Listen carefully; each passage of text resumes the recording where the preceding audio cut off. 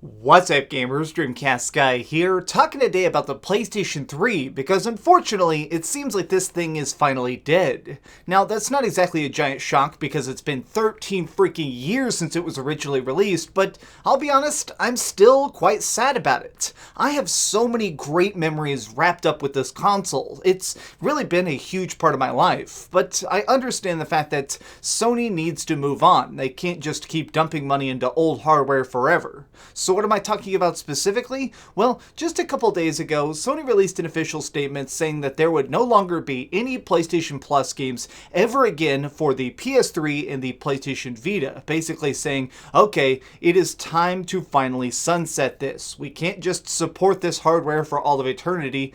And I understand that decision. So apparently, anything you have already purchased or gotten for free through PlayStation Plus on the PS3, it can still be re-downloaded, it can still be played. It's not like the consoles are just gonna automatically self-destruct. Instead, it's basically them trying to prepare you for the idea that they're probably gonna be shutting off all the servers within the next year. And this does really kind of crush me. I really like the time I've spent with my PlayStation. I mean, this is still it right here. This is my actual PlayStation 3, or one of them. I've actually owned like 6 PlayStation 3s. This is the ultra slim white model, obviously, with a copy of Diablo 1 inside.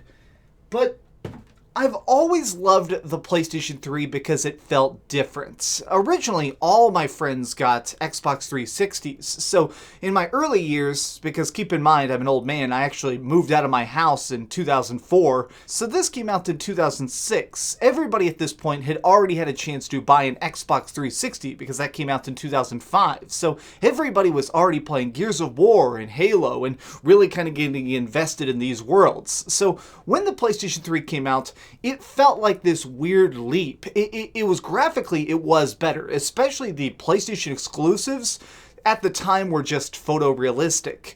But also, the PlayStation 3 was a lot more expensive. So when this thing came out, I actually saved up for a very long time to try and get this.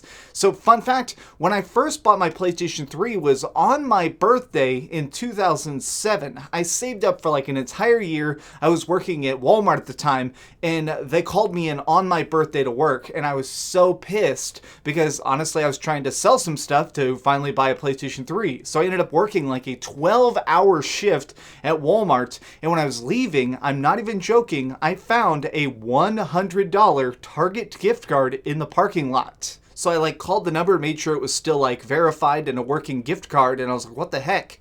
I think I had $300 in my pocket and then this $100 gift card. So I went over to Target and I bought a PlayStation 3. And it was like this weird magical moment. And I went home that night and I just played Grand Theft Auto 4 until freaking dawn. It was such a like great magical experience. It felt like the universe came together to try and give me a PlayStation 3. And the good memories just continued from there. Like, one of the things I always thought was the most fascinating is how they had the cross compatibility. So obviously this is a Darth Vader PSP, something I really enjoy playing. I play a lot of Grand Theft Auto on it.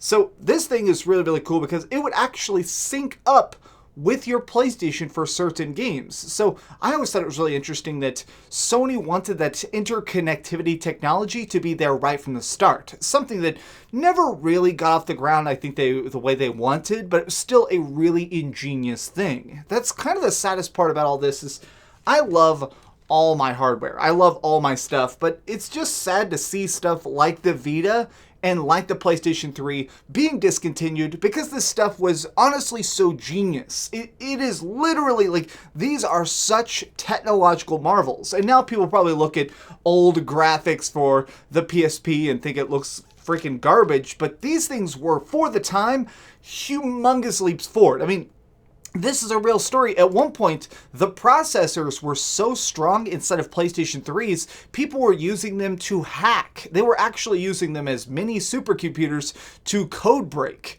That is a real thing that happened. Well, so back in 2007, here I am. I've got my PSP. I've got my console.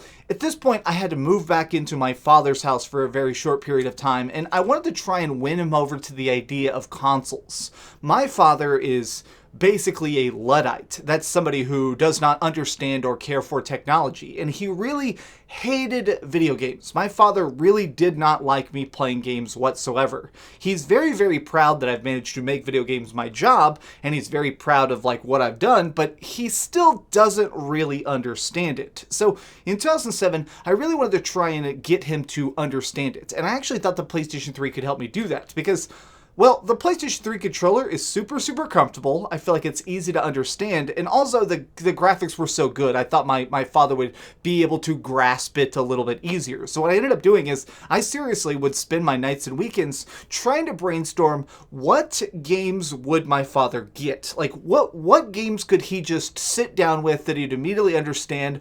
Oh my gosh, Max, like, this is what video games are. So what I ended up doing is trying to get stuff like Uncharted and where you're flying around as a dragon, and just really big stuff that would be really, really cinematic, like interactive movie style games. And I actually sat my father down with it in the PlayStation 3 and just had him try and play it, and he still didn't get it. He still just kind of was like, okay, this stuff's cool, but I don't care. Like, it's a 10-hour movie. That's too long for me. So what I ended up trying to do is, and this is a totally true story, is my father is obsessed with music, so I ended up filling up my PlayStation 3 with music and setting it up so it could stream to the PSP, and I put specifically Jimi Hendrix songs on there. I streamed them to the PSP, hooked it up to a speaker system, so basically the PlayStation 3 was playing his favorite music through the entire house. And it was one of those things where, yeah, it wasn't really exactly playing a game, but it was one of those things where I saw my father start to connect the dots of like, oh, DreamcastGuy loves gaming because gaming can be anything. Game consoles are something that people watch Netflix on. Game consoles can take you on these grand adventures. Game consoles can let you message your friends. Game consoles are not just this thing where you sit down and turn off your brain, because that's really what he thought. It kind of opened up his eyes to the fact that gaming is about expression. It's about doing what you want through their services. And honestly, that's part of the reason I'm so heartbroken to see the fact that the PlayStation 3 is in fact being sunset. I mean, it had to happen. It eventually, no matter what, it had to take place. You may not fully understand this, but maintaining servers is actually pretty expensive. It's not just a matter of some random laptop in a basement is just running every PlayStation 3 in America. That's not the case. There are definitely humongous servers that are constantly trying to roll out patches, get new games, put in all sorts of DLC. It's there and constantly being accessed by lots of different people, but they can't do that forever. Eventually, the cost of maintaining it is going to be more expensive than the cost of people accessing it. So while I get it, it is still heartbreaking. I think that this is kind of just the final step towards the PlayStation 5. And I do actually believe the fact that this is a good thing in the long run. Yes, I'm personally very sad because I do think that relatively soon, and not even Netflix is going to work on my PlayStation 3, but I'm very understanding of it. I mean, they can't just support it for all of eternity.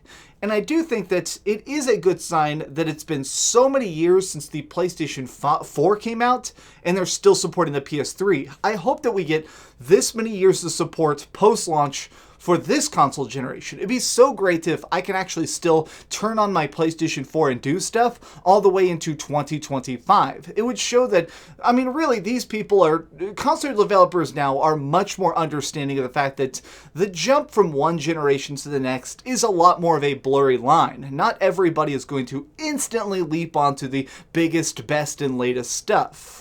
I don't know. I guess what I'm really getting at here is that I love my PS3, I love my PlayStation Vita, and I am a little bit heartbroken that they are going away. It feels like the end of such a great generation. If you have any games that basically you can only play on the PlayStation 3, I would actually, if you can, just play them online as much as you can for the next month. Just sit down, go on some real big quests, do some online stuff, because these servers are very soon probably all going to get the Switch.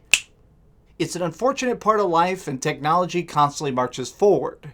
But Truly, I want to know some of your favorite PS3 memories. Did you ever get a game for like Christmas that absolutely blew your mind and it just ended up making you change how you thought of this system? Let me know your thoughts in the comments down below. And also, I'm being dead serious about this. How old were you when you got a PlayStation 3, if you ended up getting one? Because I guess I was probably like 22. Yeah, I was like 21 or 22 when I got a PlayStation 3.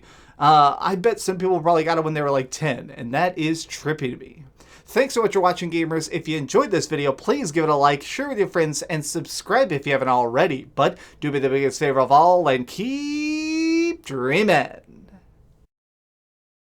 Thanks so much for watching that video. If you want to see something else, you can always click this link to see what I put up last, or, subscribe and see what's coming up next. Also, I promise that whatever I do, it'll try not to suck.